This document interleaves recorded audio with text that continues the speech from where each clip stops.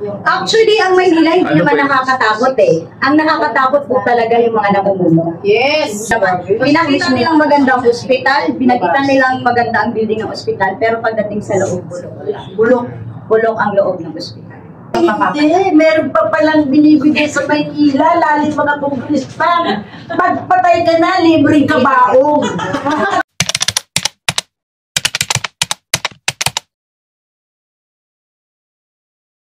Bilang sa taga Maynila, kumusta po kayo? Sa ngayon po kasi sa Manila, napakaraming nabago. Bukod sa nawala ang mga dating serbisyo na natatamasa ng mga Manileño, walang-wala na po talaga ngayon. As in, kung meron ka mang kailangan, lalo na yung mga na-hospital.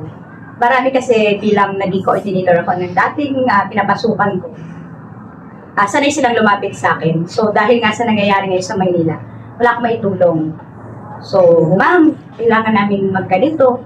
So, dahil nga nagkaroon ng M-Plan at natutulungan kami ni Brother Lito, tulungan niyo yan. I-refer niyo sa ganito, hospital, dalhin niyo sa Office of the President, kahit pa paano mabibigyan ng tulong. So, sa Maynila, wala ka nang maaasahan eh. Dahil once na pupunta ka ng hospital, bukod sa wala ng doktor, wala pang gamot. So, asan ngayon ang Maynila na inaasahan natin na magiging katuwang natin sa buhay natin? Zero po talaga. Wala po talagang hindi ka makakapagbigay ng payo sa mga malapit sa inyo. Pumunta ka ng City Hall, pumunta ka ng ospital na ganito. Kasi wala kang aasahan eh. So, ang nagiging na lang namin, pumunta ka ng Quezon City, andoon may mga ospital doon na tumatanggap ng guarantee letter. Pag lumapit ka sa Office of the President, may guarantee letter na ibibigay. Doon po nakakakuha sila ng tulong. Pero tayo na nasa Maynila tayo, as in, wala talaga. 0-0. Lalapit ka sa mga konsihal, bibigyan ka 300, 200, pababalikin ka pa, ubos na yung ibibigay nila sa'yo. Masahe. Wala kang mapapapay. Hindi, meron pa palang binibigay sa Maynila, lalim mga kongresman. Pagpatay ka na, libreng kabaong. So, yun ang tulong nila ngayon sa Maynila. Yung ano 6 district, patay, libre ka. So, yun po, pag nasa Maynila ka, kung wala kang diskarte, wala kang malalapitan, talagang diretso pantay ang paa mo.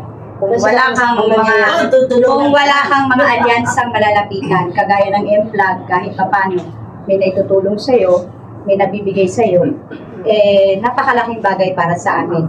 Yung mga proyekto ng Pangulong BBM. Pero sa nakikita ko, ma'am, parang emotional po kayo. Parang yes po. Kasi bilang naging coordinator naman din po ako ng mga taga District 5 po, nakikita ko po kasi sa kanila, kasi dati po ako yung nagbibigay ng guarantee letter nung ang siniservisyon ko po ay congressman. So, nagbibigay po ako ng guarantee letter sa mga tao na lumalapit sa amin, iba't ibang uri ng sakit, na dati po talagang pag binigyan mo ng guarantee letter, masaya na sila, mabigyan mo sila ng 1,000, 2,000, nakakakuha na sila ng mga libreng gamot. Ngayon po, kapag lumapit ka, kahit na sinong politika, mahihiya ka na lang sa sarili mo. Tatanungin mo sarili mo, bakit pa ako lumapit?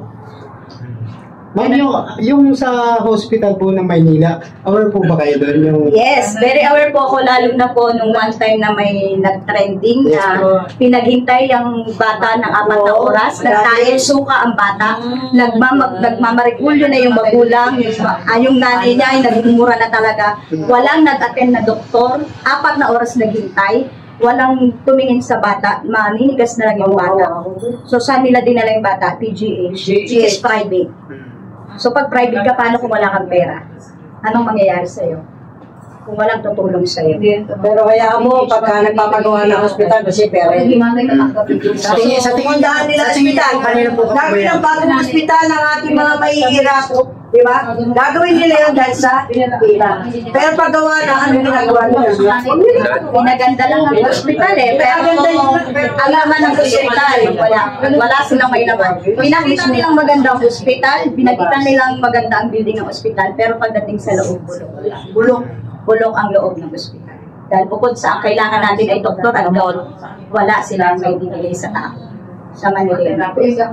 So, ang hirap para sa akin kasi talagang ang mga tao na malapit sa akin, wala akong maitulong sa kanila sa akin. Kasi nga, wala nang programa na kagaya sa dating may So, emotional ako talaga pagdating sa pagtulong sa tao. Binitawan ko na, pero ito si Kuya Lito, ewan ko bakit. Ito talagang salamin eh. Siya talaga kung ba't nandito ako ngayon na happy naman ako kasi kahit papano yung programa ng Pangulong BBM naibibigay namin sa dati namin mga kasamahan. At masaya sila kasi lalo na nung nabigay kami ng tupad, nagbibigay kami ng mga livelihood. Tuwang-tuwa na sila sa mga maliliit na bagay.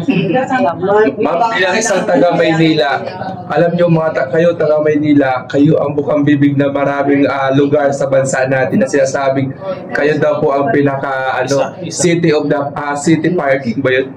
Actually, ang Maynila hindi naman nakakatakot eh. Ang nakakatakot po talaga yung mga namumuno. Yes! Hindi naman po talaga ang Maynila ang nakakatakot, kundi yung mga nagsiservisyo na sinasabi nilang nagsiservisyo sila, pero ang katotohanan, sila ang dapat katakutan. Kung sino yung mga nakaupo na yan, sila po ang mas nakakatakot.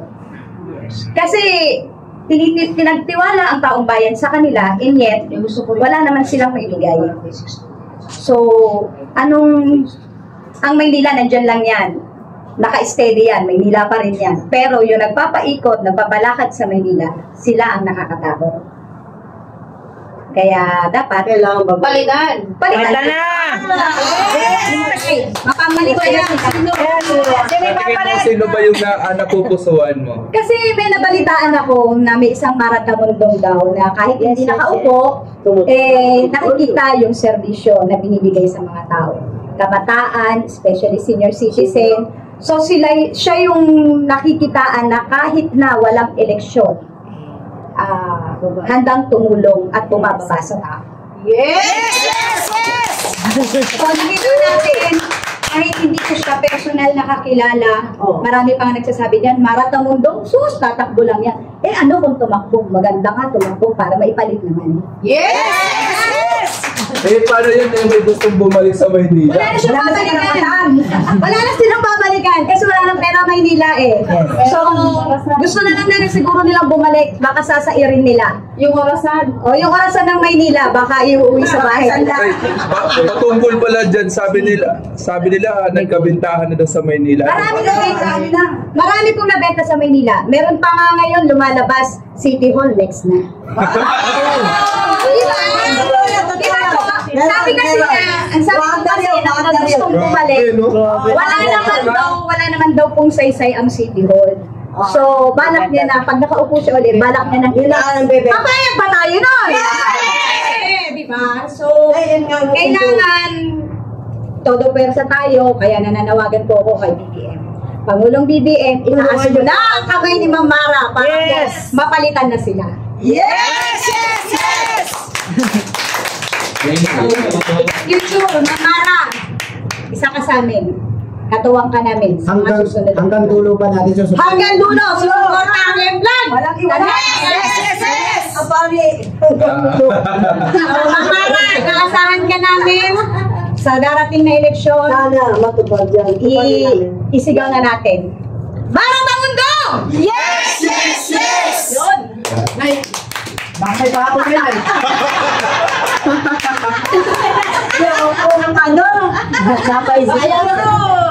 Pagdating ng panahon na iluklok natin si Mamara, wala nang magdodonate ng kabaong. Di ba? Kasi pagkakaroon na magandang bulan, magandang facilities ng mga barangay. At siguro, unang-unang hihingi kong project kay Ma'am, pagka upo niya, gagawa ako ng isang programa na magkaroon ng butika ang mga senior citizens. Actually, masaktan